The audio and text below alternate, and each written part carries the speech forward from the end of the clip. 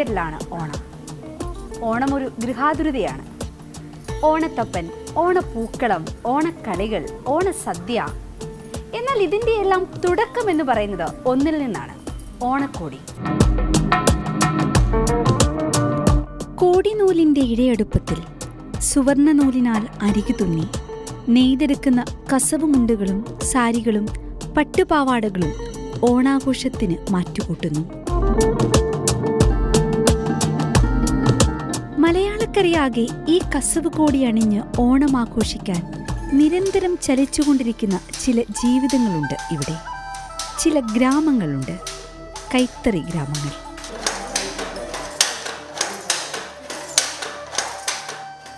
പാരമ്പര്യം കൈമുതലായുള്ള ആ പൈതൃക ഗ്രാമത്തിലേക്കാണ് നമ്മുടെ ഈ ഓണയാത്ര. കേളിപെറ്റ കലയുടെ കവിയരങ്ങെന്ന് മഹാകവി പി കുഞ്ഞിരാമൻ നായർ വിശേഷിപ്പിച്ച തിരുവില്ലാമല.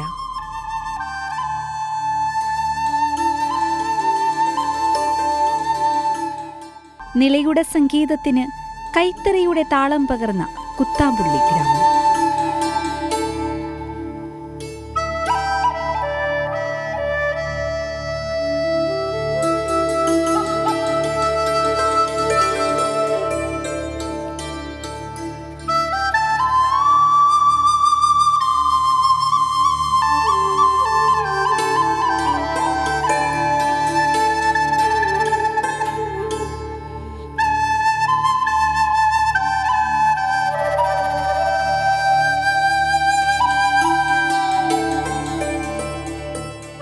കുത്താമ്പള്ളി നെയ്ത്ത് ഗ്രാമത്തിൻ്റെ ഒരു ദിനം ആരംഭിക്കുന്നത് ഇങ്ങനെയാണ്.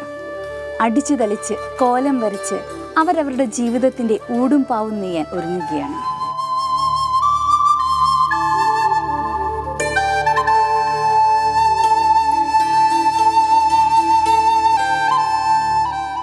പാലക്കാട്ടെ അഗ്രഹാര തെരുവുകളെ അനുസ്മരിപ്പിക്കും വിധമാണ് കുത്താമ്പുള്ളി നെയ്ത്ത് ഗ്രാമം. ഇഴപിരിഞ്ഞു കിടക്കുന്ന തെരുവുകൾ, അടുക്കി വെച്ചതുപോലെയുള്ള വീടുകൾ, കോലം വരച്ച് ഭംഗിയാക്കിയ പൂമുഖങ്ങൾ. ആ പൂമുഖത്ത് മറ്റൊന്നുകൂടിയുണ്ട്: ചലിക്കാൻ തയ്യാറായ തറികൾ. ഈ തറികളിലേക്ക് വേണ്ട ഊടും പാവും ഒരുക്കുന്നിടത്താണ് കുത്താമ്പുള്ളിയുടെ ഒരു പ്രഭാതം ആരംഭിക്കുന്നത്.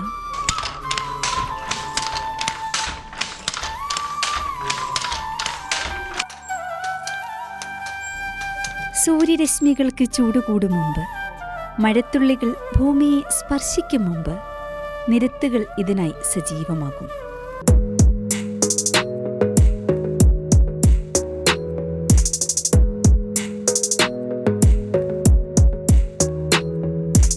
തമിഴ്നാട്ടിൽ നിന്ന് കൊണ്ടുവന്ന പാവാണ് ഇപ്പോൾ ഈ റോളിലേക്ക് ചുറ്റിയത്. അതിന് മടുപ്പെന്ന് പറയും. ഇത് ബദനിയ, നമ്മൾ സ്റ്റാൻഡ് വെച്ചിരുന്നത് അപ്പുറത്തിപ്പുറത്ത് വെച്ചിരുന്നില്ലേ, അതിൻ്റെ പേര് ബദനിയ എന്ന് പറയും. പിന്നെ ചെറിയ വടികളായിട്ട് കണ്ടില്ലേ, അത് സിഗർ എന്ന് പറയും. അതായത് ഓരോ കള്ളികൾക്കായിട്ട് പ്രത്യേകിച്ച് വയ്ക്കുന്നൊരു സാധനമാണത്. അത് 6 പേര് മിനിമം വേണം. മഴ ഉണ്ടെങ്കിൽ തീരെ പറ്റില്ല. മഴ ഒരു തുള്ളി പോലും തട്ടിക്കാൻ പറ്റില്ല. നല്ല വെയിൽ വേണം, വെളിച്ചം വേണം.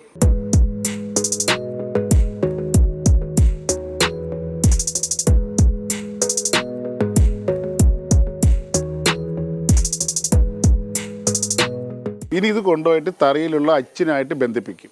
ഇതിൻ്റെ ഓരോ ഇഴകളും അച്ചെന്ന് പറഞ്ഞ അച്ചിലേക്ക് ഇതിനെ ബന്ധിപ്പിച്ച് അതിനെ വൃത്തിയാക്കി അതിനകത്തേക്ക് എടുത്ത ശേഷമാണ് പിന്നെ നെയ്ത്തിൻ്റെ കണ്ടിക്ക എന്ന് പറഞ്ഞ് ചെറിയൊരു സംഭവമുണ്ട്, ഒരു നൂലിൻ്റെ ഇഴ. അതും ഒരു നാടാവിലിട്ട് പിന്നെയാണ് അതിനെ നെയ്ത്തായിട്ട് നെയ്തുകൊണ്ടിരിക്കുന്നത്.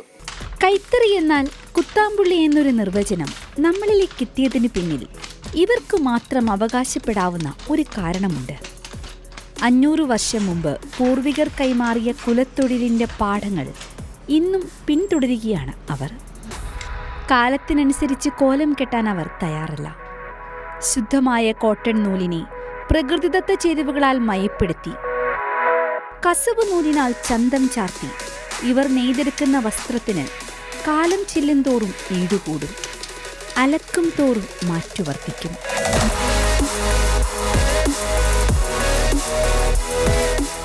ഈ കൈത്തറി ഉപയോഗിക്കുന്നവർ അത് ഉപയോഗിച്ചിട്ട് തന്നെ ഉണ്ടാവും. ഈ വെള്ളത്തിലിട്ടോടെ കൂടി നൈസ് വരും. അത് നല്ല ക്വാളിറ്റിയാണ് കൈത്തറി. പ്യുവർ കോട്ടണാണത്. ആദ്യം ഞങ്ങൾ പാവുണക്കും. പാവുണക്കിയിട്ട് പിന്നെ അത് ഓരോ ഇഴായിട്ട് ജോയിൻറ്റ് ചെയ്യും. ജോയിൻറ്റ് ചെയ്തിട്ട് പുറത്ത് കൊണ്ടുപോയി നീർത്തിട്ട് റോള് ചുറ്റും ഞങ്ങൾ റോള് ചുറ്റിട്ട് തരിയിൽ കൊണ്ടുവന്നിട്ട് അത് ഈ അച്ച് ഓരോ കോലായിട്ട് ഞങ്ങൾ പുറത്തേക്ക് തള്ളിട്ട് ഈ ജോയിൻറ്റ് ഉള്ളിലേക്ക് വരും. ഉള്ളിലേക്ക് വന്നിട്ട് ശേഷം ഞങ്ങൾ നെയ്യാൻ തുടങ്ങും. ഞാൻ നെയ്ത്ത് കാണിച്ചു തരാം.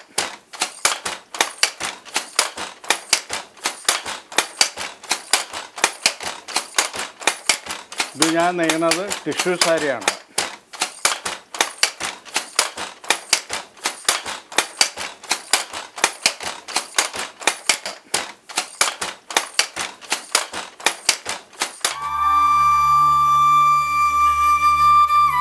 പണ്ട് കാലത്ത് കൂത്ത് നടന്നിരുന്ന സ്ഥലമായിരുന്നു കുത്താമ്പുള്ളി. ഇവിടേക്ക് കൊച്ചി രാജാവിന്റെ നിർദ്ദേശപ്രകാരം മൈസൂരിൽ നിന്നും വിശിഷ്ട വസ്ത്രങ്ങൾ നെയ്യാനായി പ്രത്യേകം ക്ഷണിക്കപ്പെട്ടു വന്നവരാണ് ദേവാംഗ സമുദായക്കാർ. കന്നഡ മാതൃഭാഷയായുള്ള ഇവർ നിളയുടെ തീരത്ത് വാസമുറപ്പിച്ചപ്പോൾ മലയാളക്കരയ്ക്ക് ലഭിച്ചത് പകരം വെക്കാനാവാത്ത കൈത്തറിയുടെ സംസ്കാരമാണ്.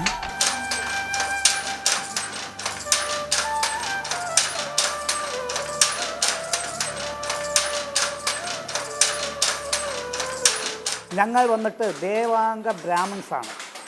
നമ്മളെ മാതൃഭാഷ കന്നഡാണ്. നമ്മുടെ വീട്ടിലൊക്കെ ഞങ്ങൾ കന്നഡ സംസാരിക്കുള്ളൂ. പിന്നെ നമ്മുടെ അയൽപക്കത്തുള്ള മലയാളീസും കൂടി ഞങ്ങളുടെ ഭാഷ സംസാരിക്കുന്നുണ്ട്, നന്നായി സംസാരിക്കുന്നുണ്ട്. അങ്ങനെ ഒരു പ്രത്യേകതയുണ്ട്. ഞങ്ങളുടെ മാതൃഭാഷ വിട്ടു പോകണില്ല. എങ്ങനെയായാലും ഞങ്ങളത് സംസാരിച്ചുകൊണ്ടേ ഇരിക്കുന്നുണ്ട്. തൊഴിലായ നെയ്ത്തും ഞങ്ങളോടൊപ്പം തന്നെയുണ്ട്. 1980-90 കാലഘട്ടമായിരുന്നു കുത്താമ്പുള്ളിയുടെ പ്രതാപകാലം. കഞ്ഞിമുക്കിയ പാവുകൾ നീണ്ടു നിവർന്നു കിടന്ന നിരത്തുകളിൽ നെയ്തെടുത്ത പട്ടുകൾക്കായി കച്ചവടക്കാർ കാത്തിരുന്ന സമയം. 5000-ഓളം തറികൾ നിരന്തരം ചലിച്ചുകൊണ്ടിരുന്ന ആ കാലഘട്ടത്തിൽ സാമ്പത്തികമായി ഏറ്റവും മെച്ചപ്പെട്ട ജീവിതം നയിച്ചിരുന്നത് നെയ്ത്തുകാരായിരുന്നു. 8ാം ക്ലാസ് 9ാം ക്ലാസ് മുതലാണ് ഞാൻ നെയ്ത്ത് തുടങ്ങിയത്. അച്ഛനപ്പോൾ വേണ്ട നെയ്യണ്ടെന്ന് പറയും.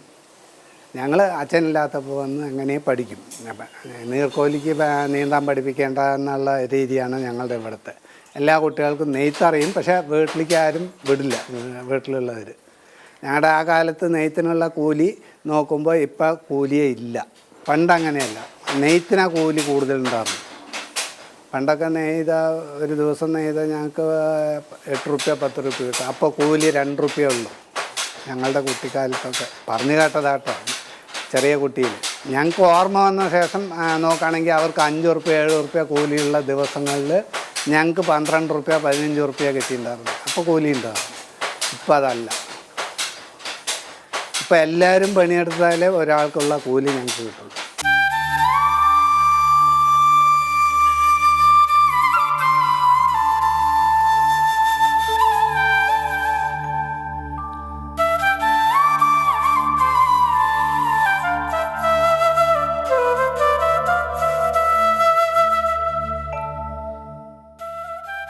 തറികളിൽ നിന്നും വേർപെടുത്തി കച്ചവടക്കാരനിലൂടെ നമ്മുടെ കയ്യിലേക്കെത്തുന്ന ഒരു കുത്താമ്പുള്ളി പട്ടിന് പിന്നിൽ 3 ദിവസം മുതൽ 6 ദിവസം വരെ നീണ്ടു നിൽക്കുന്ന അധ്വാനമുണ്ട്. ഒരു നെയ്ത്തുകാരൻ തൻ്റെ കൈകാലുകൾ 25,000-ത്തിലധികം തവണ നിരന്തരം ചലിപ്പിക്കുമ്പോൾ വിടരുന്ന വിസ്മയമാണ് കുത്താമ്പുള്ളിപ്പട്ട്.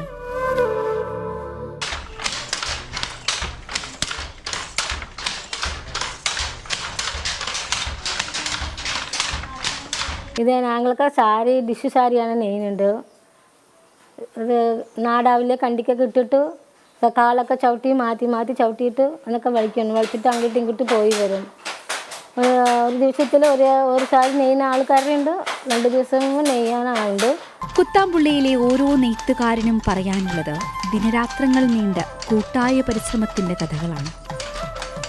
കയ്യിൽ കിട്ടിയ ഊടും പാവും തറികളിലൂടെ നെയ്ത് മനോഹര വസ്ത്രമാക്കി മാറ്റാനെടുത്ത ദിനരാത്രങ്ങളുടെ കഥകൾ. ഞങ്ങൾക്ക് ഇതൊക്കെ നെയ്യാണെങ്കിൽ ഒരു ദിവസം ഞങ്ങൾക്ക് ഒരു സാരി 1.5 സാരി നെയ്യും. അത് പണിയെടുക്കുകയാണെങ്കിൽ പെണ്ണുങ്ങൾക്കത് പറ്റില്ല. പെണ്ണുങ്ങൾ 2 ദിവസം 3 ദിവസമൊക്കെ ആവും. അവരെ വീട്ടുപണിയൊക്കെ ചെയ്തിട്ടാണ് വന്ന് നെയ്യണം. അപ്പോൾ 3 ദിവസമാവും, ചിലപ്പോൾ 2 ദിവസത്തിൽ നെയ്യും. അവർ ഇതൊക്കെ കഷ്ടപ്പെട്ടിട്ടാണ്. എന്നാലും കൂലി കിട്ടുന്നത് ഒരാൾക്ക് കിട്ടുള്ളൂ കേട്ടോ. ഈ നെയ്ത്തിന് ഞങ്ങൾക്കിപ്പോൾ നെയ്യണമെങ്കിൽ ഞങ്ങൾ ഈ മടുപ്പ് ചുറ്റണമെങ്കിൽ 6 ആൾ വേണം. ഇത് അടുത്ത വീട്ടുകാരനൊക്കെ കൂട്ടിയിട്ട് ഞങ്ങൾ നെയ്ത്ത് ഇത് ചുറ്റിയെടുക്കും. ഇത് കണ്ടിക്ക് ചുറ്റണം. കണ്ടിക്ക് ചുറ്റാൻ ഒരാൾ, ആ കണ്ടിക്ക് ചുറ്റിയാലും പിന്നെ കശവ് വീശാൻ ആൾ, കശവിൻ്റെ കണ്ടിക്ക് ചുറ്റാൻ ആൾ. ഇത് വീട്ടിലെല്ലാവരും ചെയ്യണം. കുട്ടികളുണ്ടെങ്കിൽ കുട്ടികൾക്കും പണിയുണ്ട്.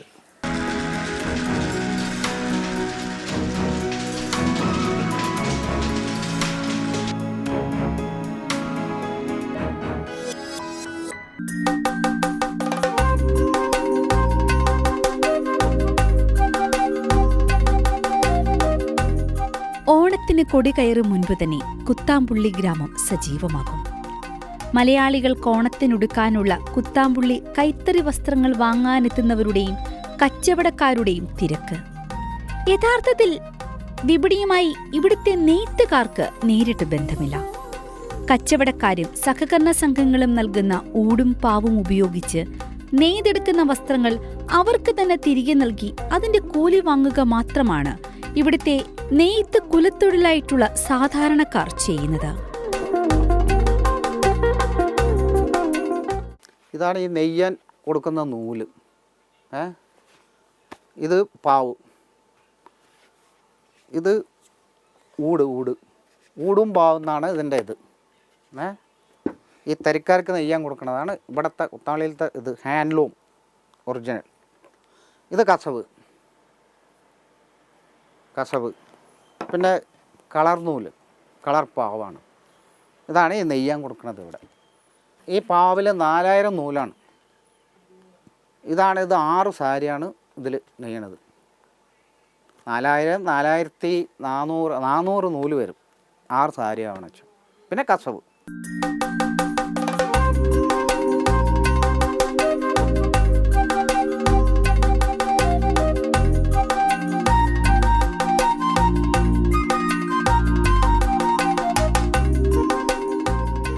ഇപ്പോൾ നമുക്ക് കൊല തൊഴിലാണിത്.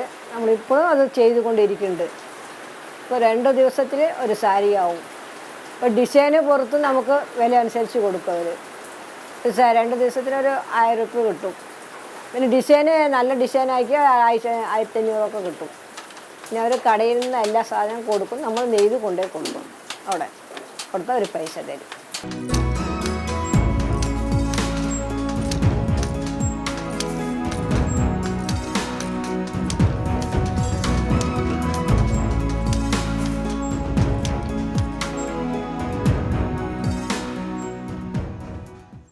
ഒരു നാണയത്തിന്റെ 2 വശങ്ങൾ എന്നതുപോലെയാണ് തിരുവില്ലാമലയിലെ കൈത്തറി സംസ്കാരം.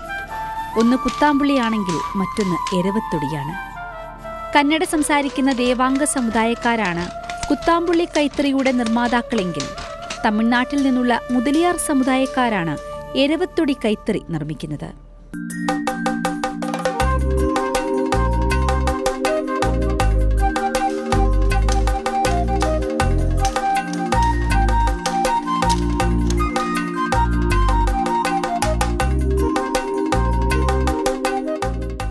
തിരുവില്ലാമല കണിയാർക്കോട് എരവത്തൊടി സൊസൈറ്റിയാണിത്. 449 ഈ സംഘത്തിൻ്റെ രജിസ്റ്റർ നമ്പർ. ഇത് ഷെഡാണ്, കൈത്തറി ഷെഡാണ്. ഈ ഷെഡ് ഇവിടെ തുടങ്ങിയത് കുറേ കാലമായി.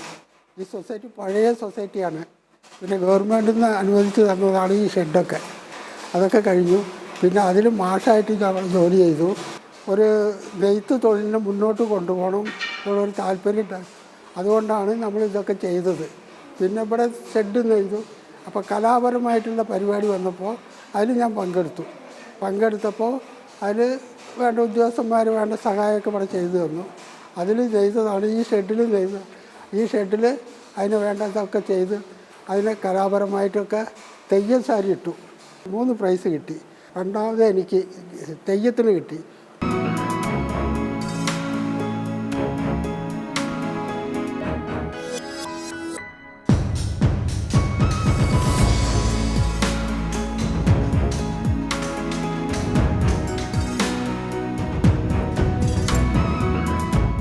ഞാൻ 30 വർഷമായി നെയ്ത്ത് തുടങ്ങിയിട്ട്. എൻ്റെ കുലത്തൊഴിൽ നെയ്ത്താണ്. എനിക്ക് നെയ്ത്തിനോട് ഭയങ്കര താല്പര്യമുണ്ട്. ബോണസ് ഉണ്ട്, ഇൻസെൻറ്റീവ് ഉണ്ട്. അതുകൊണ്ടങ്ങനെ പോവാം. സർക്കാരിൻ്റെ ഭാഗത്തു നിന്ന് പിന്നെ പെൻഷൻ 58 വയസ്സായി കഴിഞ്ഞാൽ പെൻഷൻ കിട്ടും.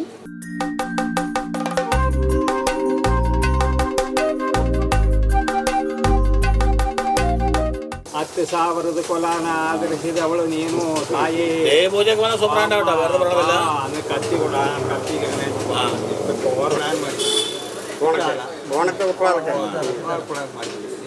ಇದಕ್ಕೆ ಮುಂಚೆ ಕೊಡೆಕಾನಲ್ ಧರ್ಮಸ್ಥಳ ನೀನ್ ಚಿಮ್ಮಿ ಕೂತ್ರುಬೇಡ ನೋಡುವ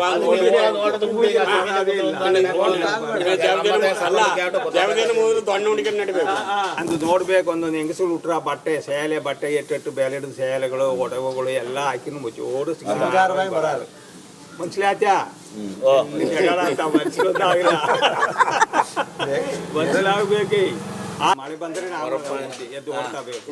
ಬಂದಾಯ್ತು ಮಳೆ ನೋಡು, മഴ ಬಂದಾಯ್ತು. കുറേ നേരമായിട്ട് ഞാൻ കേൾക്കുകയാണ്. എവിടെ ഇരുന്നാ കേൾക്കുന്നത്? നമ്മുടെ തൃശ്ശൂര്, നമ്മുടെ കുത്താമ്പള്ളിയിൽ ഞാൻ ഇങ്ങനെ ഇരിക്കുകയാണ്. പക്ഷെ ഈ പറയുന്നതിലൊന്നും ഒരു വാക്ക് പോലും എനിക്ക് മനസ്സിലായിട്ടില്ല. അങ്ങനെ ഒരു വാക്കും മനസ്സിലായില്ലെന്ന് പറയാനാവില്ല. ഉത്രാടം, തിരുവോണം, മഴ, ധർമ്മസ്ഥല, കുറച്ച് സ്ഥലങ്ങള്, അതിനപ്പുറത്തേക്ക് ഒന്നും മനസ്സിലായിട്ടില്ല. ഈ നമ്മുടെ കേരളത്തില് ഇങ്ങനെ ഇത്തരത്തിലൊരു ഭാഷ സംസാരിക്കുന്ന ഒരിടം ഒരു പക്ഷേ കുത്താമ്പള്ളി മാത്രമേ കാണത്തുള്ളൂ. എന്ന് പറഞ്ഞാൽ ഒരു ചെറിയ ദക്ഷിണേന്ത്യ, അതാണ് ഇവിടെ വന്നാൽ കാണാനാവുക.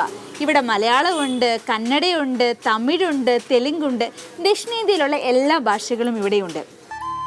ഒരു കാലത്ത് കുത്താമ്പുള്ളി ഗ്രാമത്തിൽ കാലുകുത്തുമ്പോൾ എല്ലാ വീടുകളിൽ നിന്നും നിരന്തരം കൈത്തറി ശബ്ദം കേട്ടിരുന്നു. എന്നാൽ ഇന്ന് ആ ശബ്ദം കേൾക്കാൻ ചെവിയോർക്കേണ്ട അവസ്ഥയാണ്. കുത്താമ്പുള്ളിയുടെ സുവർണകാലത്ത് ഇവിടെ ശബ്ദിച്ചിരുന്ന തറികളെല്ലാം ഇന്ന് നിശബ്ദമാണ്. വെറും 150 താഴെ മാത്രം തറികളിലേക്ക് ഒതുങ്ങിയിരിക്കുകയാണ് കുത്താമ്പുള്ളിയുടെ നെയ്ത്ത് ജീവിതം. 55 താഴെ പ്രായമുള്ള ഒരു നെയ്ത്തുകാരനെ നമുക്കിന്നിവിടെ കാണാൻ സാധിക്കില്ല. പുതുതലമുറയ്ക്ക് ഈ കുലത്തൊഴിലിനോട് താല്പര്യമില്ല.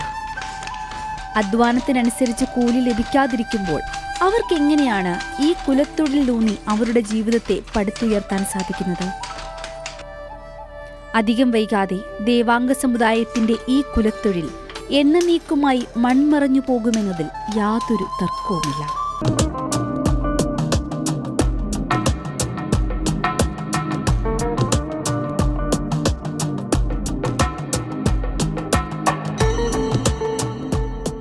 കഷ്ടപ്പാടുകൾക്കും ബുദ്ധിമുട്ടുകൾക്കും നടുവിലും സന്തോഷത്തോടെയും സഹവർത്തിത്വത്തോടെയും ജീവിക്കുന്ന കുത്താമ്പുള്ളിയിലെ ജനതയെ നാമെല്ലാം മാതൃകയാക്കേണ്ടതാണ്. കുത്താമ്പുള്ളി എന്ന ബ്രാൻഡിന്റെ പേരിൽ പവർലൂമുകാരും പുറത്തുനിന്നുള്ള കച്ചവടക്കാരും കോടികൾ കൊയ്യുമ്പോൾ തങ്ങളുടെ അന്യം നിന്നു പോകുന്ന കുലത്തൊഴിലിനെ നിറകണ്ണുകളോടെ നിർവികാരതയോടെ നോക്കി നിന്ന് അതിനുള്ളിൽ ലഭിക്കുന്ന ചെറിയ ജീവിതത്തെ സന്തോഷത്തോടെ ചെലവിടാൻ ശ്രമിക്കുകയാണ് ഈ ഗ്രാമത്തിലെ ഓരോ ഗ്രാമീണരും. അവരാണ് യഥാർത്ഥ കുത്താമ്പുള്ളിക്കാർ. പരമ്പരാഗതമായ കൈത്തറി തൊഴിലാണ് നോക്കി വരുന്ന ഒരു നെയ്ത്തുകാരാണ് ഞങ്ങൾ. പക്ഷേ ഇപ്പോൾ ഒരു 2-3 കൊല്ലമായിട്ട് ഞങ്ങൾക്ക് ഇവിടെ വളരെ ഒരു ബുദ്ധിമുട്ടുള്ളൊരു കാലഘട്ടത്തിലാണ്. സെയിൽസ് കുറവാണ്.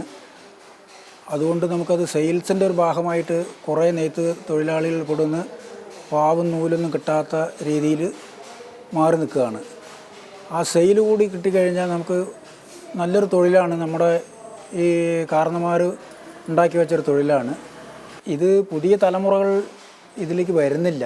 ഇനി ഉള്ള ആളുകളെങ്കിലും ഇതിൽ നിന്ന് പോവാതിരിക്കാൻ, ഞങ്ങളെ രക്ഷിക്കാൻ നല്ലൊരു മാർഗം കണ്ടെത്തണമെന്നാണ് ഇതിൻ്റെ ഭാഗമായിട്ട് ഞങ്ങൾക്ക് പറയാനുള്ളത്.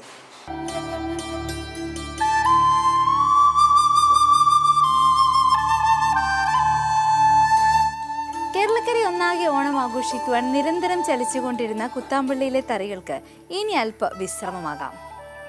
1 മാസക്കാലം നീണ്ടുനിന്ന കഠിനാധ്വാനത്തിന് ശേഷം ഉത്രാട നാളിൽ ഏവരും ചേർന്ന് സദ്യയൊക്കെ കഴിച്ച് അവർ ഒരു വലിയ യാത്രയ്ക്കൊരുങ്ങുകയാണ്. ഈ ഓണക്കാലത്ത് മാത്രമല്ല, ഇവിടുത്തെ എല്ലാ ഓണക്കാലത്തും ഏതാണ്ട് ഇതൊക്കെ തന്നെയാണ് കാഴ്ച. കേരളം ഒന്നാകെ ഓണം ആഘോഷിക്കുമ്പോൾ തിരുവോണം ദിവസം കുത്താമ്പള്ളിയാകെ നിശബ്ദമായിരിക്കും. ഏവരും ചേർന്ന് ഒരുമിച്ച് ഒരു സംഘമായി തങ്ങളുടെ സ്വദേശങ്ങളിലേക്കുള്ള യാത്രയിലാകും അവർ. കർണാടകയിലേക്കും ആന്ധ്രാപ്രദേശിലേക്കും തമിഴ്നാട്ടിലേക്കും മറ്റും അവിടുത്തെ ആരാധനാലയങ്ങൾ സന്ദർശിക്കുവാനും മറ്റുമായി അവർ മാറ്റിവെക്കുന്ന സമയമാണ് തിരുവോണം മുതലുള്ള 7 നാൾ. ആ യാത്രയ്ക്ക് ശേഷം വീണ്ടും വന്ന് അവർ അവരുടെ ജീവിതത്തിന്റെ ഊടും പാവും നെയ്യാൻ തുടങ്ങും.